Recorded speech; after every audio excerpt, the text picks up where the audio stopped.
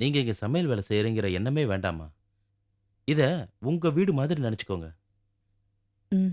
சகஜமா எல்லார்கிட்டயும் பழகுங்கம்மா. மொத்தத்துல என்ன உங்க தம்பி மாதிரி நெனச்சுக்கோங்க. ஏம்மா ஒரு மாதிரி ஆயிட்டீங்க? பெத்தவன் இல்லாம குழந்தை மட்டும் வந்தா எப்படிடி?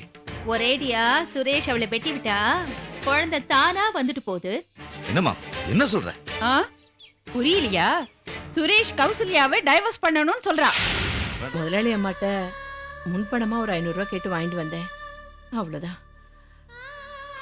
1000 பேருக்கு முதலாளியா இருந்தே நீ இன்னைக்கு யாரோ ஒருத்தி உனக்கு முதலாளியா இருக்கா.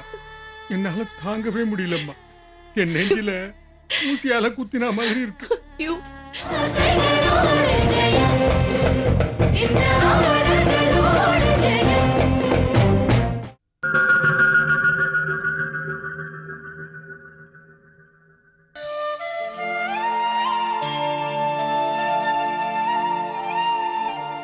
அம்மா, ஐயா, அம்மா. அடடே, வாங்கம்மா வாங்க. என்னங்க, நான் சொன்னல அவங்க இவங்க தான். நமஸ்காரம் ஐயா. ம். நமஸ்காரம்மா. என்னங்க அப்படி பாக்குறீங்க? சமையல் வேலைக்கு சொன்னல அவங்க இவங்க தான். சமையல் வேலைக்கு சொன்னல அவங்க இவங்க தான். அவங்க இவங்க தான்.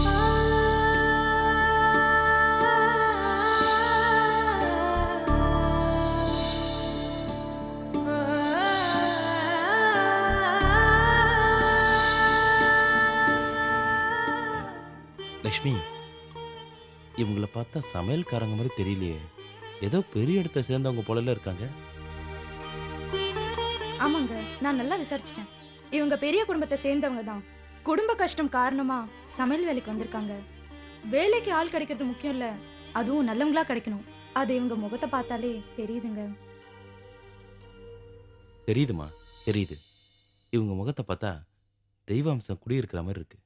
அது மட்டும் இல்ல, எங்க அக்கா சாயல்ல வேற இருக்காங்க. மாமி, ஆர்த்தி எடுத்துக்கோங்க. மற்ற விஷயத்தெல்லாம் சொல்லிட்டியா? நான் இன்னும் எதுவும் பேசலைங்க. சரி, இப்ப பேசிட வேண்டியதானே? அம்மா, நீங்க இங்க சமையல் வேலை செய்யறீங்கிற எண்ணமே வேண்டாம்மா. இத உங்க வீடு மாதிரி நினைச்சுக்கோங்க. ம். சகஜமா எல்லார்கிட்டயும் பழகுங்கம்மா. மொத்தத்துல என்ன உங்க தம்பி மாதிரி நினைச்சுக்கோங்க. ஏம்மா ஒரு மாதிரி ஆயிட்டீங்க? ஒன்றும் இல்லைங்க. நீங்க தம்பின்னு சொன்ன உடனே என்னோட ஞாபகம் எங்கெங்கேயோ போயிடுச்சு. நிச்சயமா நான் உங்க அன்புக்கு கட்டுப்பட்டு உண்மையா நடந்துப்பேங்க. அது போதும். ஆமா, சம்பளம் என்ன எதிர்பார்க்கறீங்க? நீங்க என்ன கொடுக்கணும்னு நினைக்கிறீங்களோ அதை கொடுத்தா போறோம். இத பாருங்கம்மா, இவ்வளவுதான் சம்பளம்னு என்னால பேச முடியாது. சம்பளத்தை தீர்மானிச்சிட்டா உண்மை விசுவாசம் இதெல்லாம் போயிடும். முதல்ல நீங்க வேலை செய்யுங்க. உங்களுக்கு தேவைப்படும் போது கேளுங்க. எப்ப வேணாலும் நான் கொடுக்கறேன். ரொம்ப சந்தோஷங்க. அம்மா, நாங்க உங்ககிட்ட காட்டுற அன்பையும் பாசத்தையும் நீங்க நல்ல முறையில பயன்படுத்திக்கணும். வேலைக்கு ஒழுங்கா வரணும். லீவ் போடுறதா இருந்தா முத நாளே சொல்லிடணும். அப்புறம் காலையில வந்த உடனே என்ன சமைக்கணும்னு என்ன கேட்டுதான் சமைக்கணும். சரிங்கம்மா.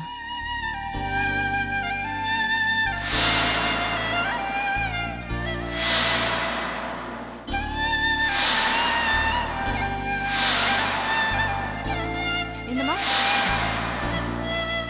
தெரியுதும்மா. நீங்க சொன்னது எல்லாமே எனக்கு புரியுறது. உங்க 2 பேர் மனசும் கோணாம நான் நடந்துக்கிறேன். லக்ஷ்மி, 10:12 ராவு காலம். அதுக்குள்ள உங்களை சமையல் வேலையை ஆரம்பிக்க சொல்லு. என்னையா செய்யட்டும்? இன்னைக்கு மட்டும் உங்க இஷ்டத்துக்கு நீங்க சமையல் செய்யுங்க. டேஸ்ட் எப்படி இருக்குன்னு பார்க்கலாம். சரிங்க. முதல்ல காஃபி போட்டு கொண்டு வாங்க, சாப்பிட்டு பாக்குறோம். சமையலர் அங்க இருக்கு. சரிம்மா, நான் பாத்துக்கிறேன். அப்பாடா, சமையலுக்கு நல்ல வேலைக்காரமா கிடைச்சிட்டாங்க. இனிமே நிம்மதியா இருக்கலாம்.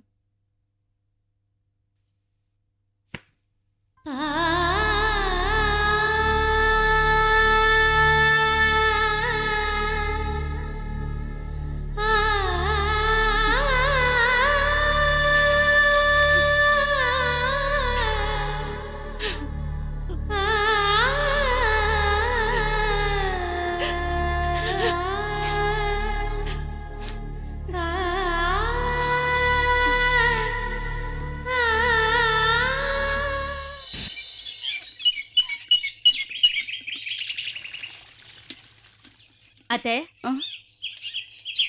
இந்தாங்க 1/2 ஸ்பூன் சக்கரை போட்டு காஃபி கொண்டு வந்திருக்கேன், குடிங்க. என் உடம்ப நீ எவ்வளவு பக்குவமா பாத்துக்கிற. ஹம். ஆண்டவன் ஒரு ஜன்னல் மூடினா இன்னொரு ஜன்னல் திறப்பான்னு சொல்லுவா. அந்த மாதிரி கௌசல்யாங்கிற ஜன்னலை ஒரு பக்கம் மூடிட்டு சௌந்தர்யாங்கிற ஜன்னலை திறந்திருக்க. நோக்கு என் மேல எவ்வளவு அக்கறை. அத்தை, கௌசிங்கிற ஜன்னல் மட்டும் இல்ல, கதவை நிரந்தரமா மூடினாதான் நீங்க நிம்மதியா உங்க புள்ள சுரேஷோட வாழ முடியும். நீ என்ன சொல்ற? பாவம் சுரேஷ், எந்த கவலையும் இல்லாம ஜாலியா வாழ்ந்த புள்ள. என்னைக்கு அந்த கௌசி கழுத்துல தாலி கட்டினாரோ அன்னைக்கு புடிச்சது சனி. அந்த சனி பகவான் கூட சில நேரங்கள்ல நல்லது பண்ணிட்டு போவாரு. ஆனா இந்த கௌசி தருத்திரம் புடிச்சவ. என்னைக்கு இந்த சுரேஷுக்கு வாழ்க்கப்பட்டாலோ அன்னிலேந்தே பிரச்சனை தான். இது பாருங்கம்மா, கௌசி ஒரு தங்கமான பொண்ணு. சுரேஷுக்கு அவ ஆத்துக்காரியா வர்றதுக்கு சுரேஷ் ரொம்ப கொடுத்து வச்சிருக்கணுமாக்கும். ஏங்க, நம்ம புள்ள மேல உங்களுக்கு கொஞ்சம் கூட பாசமே இல்லையா? அவன் வந்து புலம்பிட்டு போனானே, உங்க மனசு உறுத்தல? யாருங்க அந்த ராஜரத்னம்? அவங்கிட்ட நம்ம புள்ள அடிமை மாதிரி இருக்கான். ச்சே, உங்களுக்கு கொஞ்சம் கூட இரக்கமே கிடையாது. இத பாருடி அலமோ, ராஜரத்னம் ஆபீஸ்ல சுரேஷ் ரொம்ப கௌரவமான வேலையில இருக்கான், கை நிறைய சம்பளம் வாங்கிட்டு இருக்கான். அதை புரிஞ்சுக்கோடி.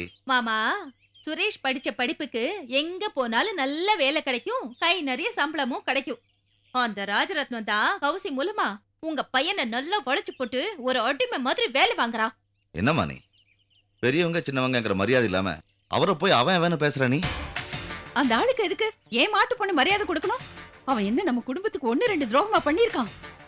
இது வரைக்கும் செஞ்சது சாதாரண துரோகம். இப்ப செய்ய போறானே, அதுதான் கழுத்த இருக்க போற துரோகம். என்னம்மா அவதூறா பேசிட்டு இருக்க? நான் ஒன்னும் இல்லாததையும் பொல்லாததையும் சொல்லல. உங்க புள்ள இங்க வந்து உங்க முன்னாடி சொல்லிட்டு போனதை தான் உங்களுக்கு ஞாபகப்படுத்துறேன். அத நினைச்சாதான் என் வயிறு பத்திண்டு வருது. அந்த ராஜரத்னத்தோட பையன் உயிரோட வந்துட்டாங்கிறதுக்காக எத்தனை நாளா என் பையன் மாடா உழைச்சிருக்கான். அந்த நன்றி கொஞ்சம் கூட இல்லாம அவனை கழுத்தை பிடிச்சு வெளியே தள்ள போறானே, அத நினைச்சா அவன் நன்னாவே இருக்க மாட்டான். அத்தை, அவங்க எக்கேடு கேட்டாவது போட்டும். நமக்கு வேண்டியது சுரேஷும் உங்க பேர புள்ளையும் தான். அவங்க 2 பேரும் இங்க வந்து நிரந்தரமா வாழணும். அதுக்கான வழியை பாப்போம். ஏமா, சுரேஷும் கோகுலும் மட்டும் வந்துட்டா போதுமா? கௌசல்யா சுரேஷ் தாலி கட்டின பொண்டாட்டி, அவ எங்க போவா? அவ எங்கேயாவது போகட்டுமே. ஏன் அந்த ராஜரத்னத்தோட வீட்டுல வேலைக்காரியா இருக்கட்டும், இல்ல அவன் அப்பா வீட்டுல போய் வாழ வெட்டியா இருக்கட்டும். நேக்கு அத பத்தி எல்லாம் கவலை இல்ல. நேக்கு என் பேர குழந்தையும் என் பிள்ளையும் வந்து ஆகணும். ஏலமோ, பெத்தவன் இல்லாம குழந்தை மட்டும் வந்தா எப்படிடி? ஒரேடியா சுரேஷ் அவளை வெட்டி விட்டா குழந்தை தானா வந்துட்டு போகுது. என்னம்மா என்ன சொல்ற? ஆ? புரியலையா? சுரேஷ் கௌசல்யாவை டைவர்ஸ் பண்ணணும்னு சொல்றா. வேண்டாமா, வேண்டாம். இது பாருங்க, இவ்வளவு நாள் நீங்க பண்ண கொடுமைக்கெல்லாம் மன்னிப்பு உண்டு.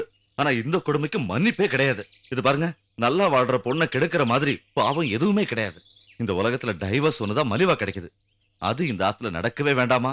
நடக்க வேண்டாம். பெத்த புள்ள உங்களை பிரிஞ்சு போனது உங்களுக்கு கொடுமையா தெரியல? பேர புள்ளைய கையால அணைச்சு அத்தையால கொஞ்சம் விளையாட முடியாதது அது உங்களுக்கு கொடுமையா தெரியல? கௌசி விவாகரத்து பண்றதா உங்களுக்கு கொடுமையா தெரியறதா?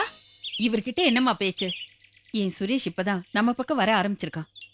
அதை நாம கரெக்டா பயன்படுத்திக்கணும். அவன் மனசை எப்படி மாத்துறதுன்னு உள்ள போய் யோசனை பண்ணுவோம். வா.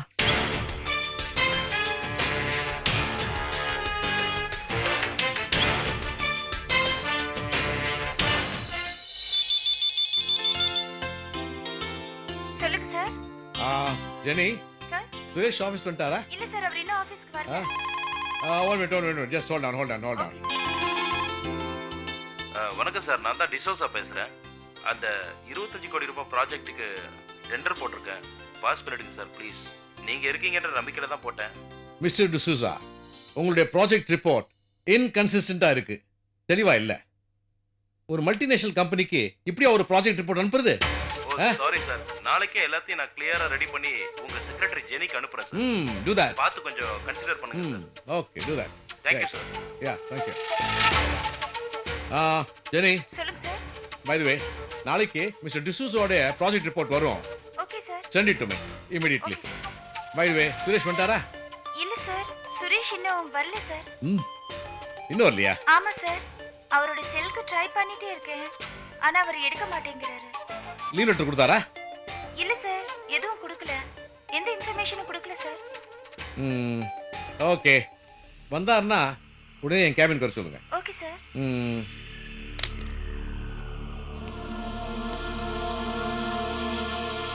மே கமின் சார்.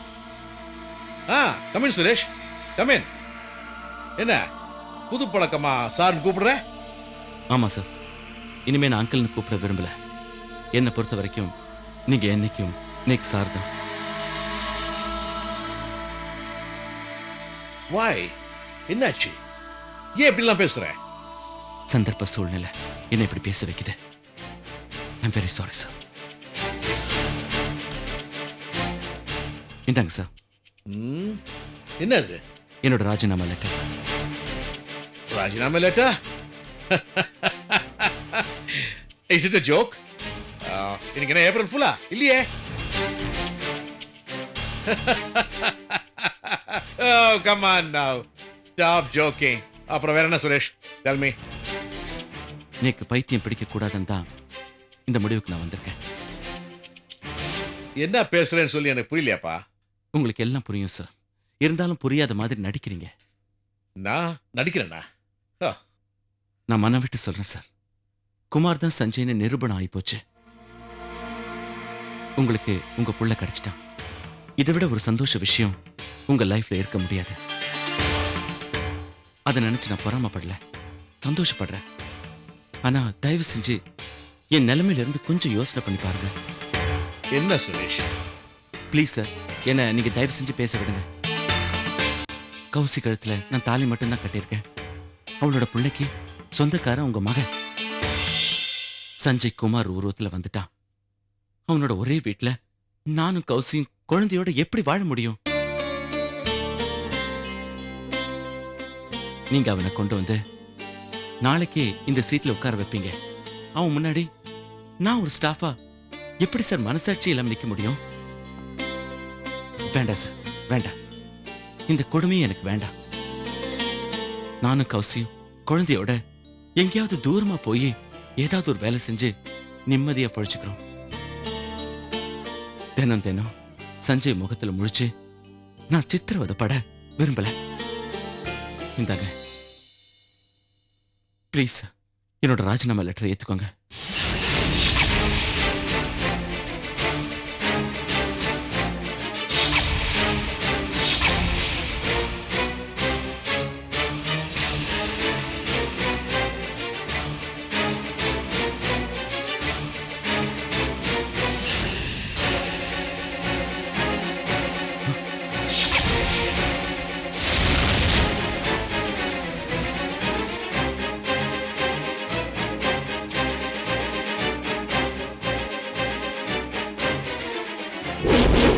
உன்னுடைய ராஜினாமா கடிதம் மட்டும் இல்ல, உன்னுடைய மனசுல சஞ்சய் பத்தி இருக்கிற எல்லா எண்ணத்தையும் இதே மாதிரி கிழிச்செறிஞ்சிரு. என்ன சொல்றீங்க சார்? குமார், என்னுடைய மகன் சஞ்சய் இல்லைன்னு சொல்றேன். ஆமா, அவனுடைய இடது கை பழக்கத்தை வச்சு நான் தான் தப்பு கணக்கு போட்டேன். அவனுக்கு இடது கை பழக்கமே இல்லை. வலது கையில அடிப்பட்டதுனால இடது கை யூஸ் பண்ணிட்டான். சார், உண்மையா சொல்றீங்க? சத்தியமா அதான்ப்பா உண்மை. இத பாரு, பரமபதம் விளையாடும் போது அவசர அவசரமா ஏணி மேல ஏறி வேகமா மேல போகும். ஒரு கட்டத்துல நாமளே உருட்டி விட்ட காய் நமக்கே சதி பண்ணி பெரிய பாம்பில இருந்து கீழே இறக்கி விட்டுரும். அந்த நிலைமையில தான் நான் இப்போ இருக்கிறேன். மறுபடியும் இந்த ஸ்டார்டிங் பாயிண்ட்டுக்கே வந்துட்டேன். என்ன பொறுத்த வரைக்கும் சஞ்சய் விஷயத்துல முழுசா தோத்து போயிட்டேன். அவன் ஜெயிச்சான், அவன் மேல போயிட்டான். Sir, no, call me uncle. இனிமே நீயும் கௌசியும் என் பேர குழந்தையோட என்னைக்குமே என் கூடவே இருக்கணும். Thank you uncle. That's good. Be happy. Make me also happy. Please. Yes. Okay. Okay uncle, thank you.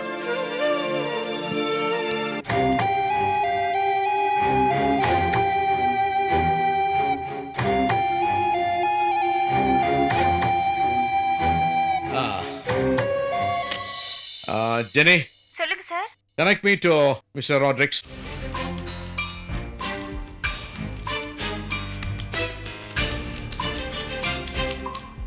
என்ன பத்து வாசலே பார்த்துட்டு இருக்க? காலையில போன அம்மா இன்னும் காணோம். அத பாத்துட்டு இருக்கேன். வேலையை முடிச்சிட்டு வந்துருவாம்மா. என்னது? வேலை முடிஞ்சு வரணுமா? அதாம்மா அவ சொல்லிட்டு போனாலும் இல்லையா, ஸ்லோகம் கத்துட்டு வரேன், தியானம் கத்துட்டு வரேன்னு. அது கூட ஒரு வேலை தானே. அது முடிஞ்ச உடனே வந்துருவாம்மா. ஏன்னா அவன் மன அமைதிக்காக போயிருக்காம்மா. அப்பா, அவ மன அமைதிக்காக போயிருக்கா. அவளை அனுப்பிட்டு இங்க நான் தான் மன அமைதி இல்லாம தவிச்சுட்டு இருக்கேன். ரங்கநாயகி நீ நன்னா ரெஸ்ட் எடுத்துக்கணும்னு சொல்லிட்டு போயிருக்காம்மா. நீ போய் ரெஸ்ட் எடுத்துக்கோம்மா. இல்லப்பா, இன்னும் எவ்வளவு நேரம் தான் படுத்துட்டே இருக்கிறது? போர் அடிக்கிறதுப்பா. அம்மா வந்தா பேசிண்டாவது இருக்கலாம். ஆ, இதோ. பத்மா, அம்மா வந்துட்டேளா? ஏம்மா இவ்வளவு நேரம்? பஸ் கிடைக்கலடி, அதனாலதான். இந்த கீரை பழம் பிஸ்கெட் எல்லாம் வாங்கிட்டு வந்திருக்கேன். குழந்தைக்கு பிஸ்கெட் கொடுப்போம். இந்த நீயும் பழம் எல்லாம் சாப்பிடு. உனக்கு அடிபட்டதுல நிறைய ரத்தம் எல்லாம் போயிருக்குடி. ஆப்பிள் வாங்கிட்டு வந்திருக்கேன், சாப்பிடு.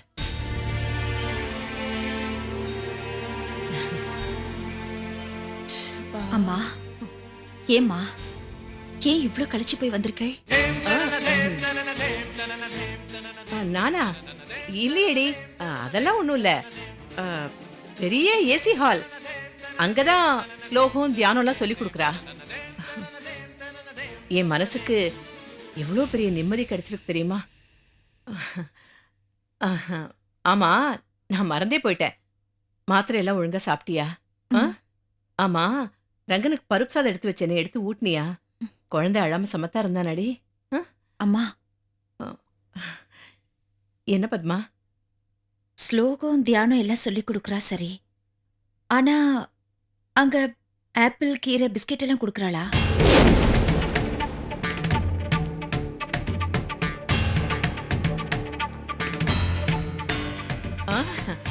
அதை ஏன் கேக்குற?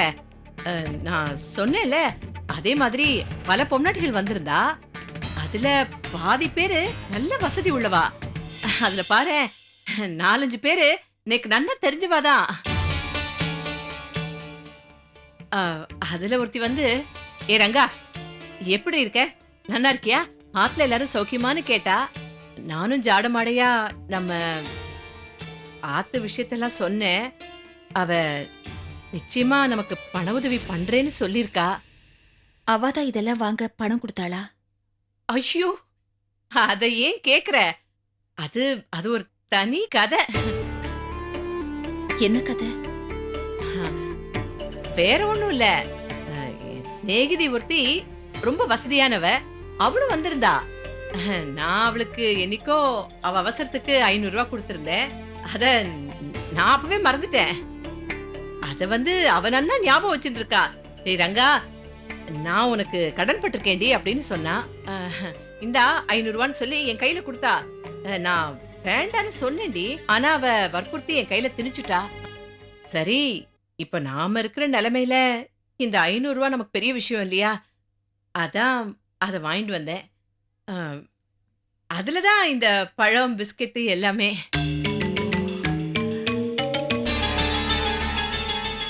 வாரத்துல எத்தனை நாளைக்கு இந்த கிளாஸுக்கு போகணும்? ஞாயிற்றுக்கிழமையில கூட கிளாஸ் இருக்கா? தினம் போகணும் பத்மா. ஞாயிற்றுக்கிழமை கூட கிளாஸ் இருக்கு. வெறும் 2 மாச கோர்ஸ் தானே. ஞானத்தை முழுசா கத்துண்டா தானே பலன் கிடைக்கும். என்னடி பத்மா, இந்த பாரு, நான் வீட்டுல வெட்டியா தானே உட்காந்துருக்கேன். அதான் போயிட்டு வந்துடுறேனே. அப்போ நீங்க தினம் போகணுமா? ஆமா பத்மா.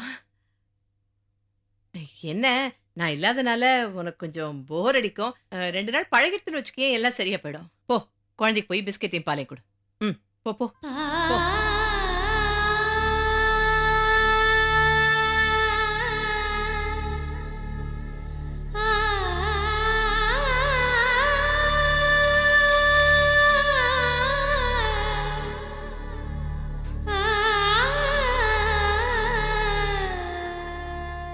ரங்கநாயகி, யாரு நோக்கு பழைய கடன் 500 ரூபாயை கொடுத்தது? யாரும் இல்லைண்ணா. முதலாளி அம்மாட்ட முன்பணமா ஒரு 500 ரூபாய் கேட்டு வாங்கிட்டு வந்தேன், அவ்வளவுதான். 1000 பேருக்கு முதலாளியா இருந்தே நீ, இன்னைக்கு யாரோ ஒருத்தி உனக்கு முதலாளியா இருக்கா. என்னால தாங்கவே முடியலம்மா. என் நெஞ்சில ஊசியால குத்தினா மாதிரி இருக்கு. ஐயோ, இங்க பாருங்கண்ணா, எனக்கு வேற வழியே தெரியலண்ணா. ப்ளீஸ் நீங்களாவது கொஞ்சம் பொறுமையா இருக்கும். உணர்ச்சி வசப்பட்டு மாட்டு பொண்ணுகிட்ட சொல்லிடாதீங்க, அவளால அதை தாங்கவே முடியாது. கண்ணை துடைச்சுக்குங்க, வரப்போறா. கோகுல் கண்ணா, இனிமே நமக்கு எந்த பிரச்சனையும் இல்ல. இந்த வீட்ல நீ, நான், அப்பா, தாத்தா எல்லாரும் ஒரே வீட்ல இருக்கலாம், சரியா?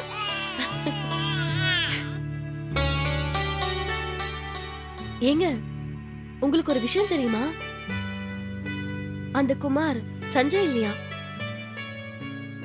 ஆமாங்க, மாமாவே சொன்னாரு. குமாருக்கு இடது கை பழக்கமே இல்லையா.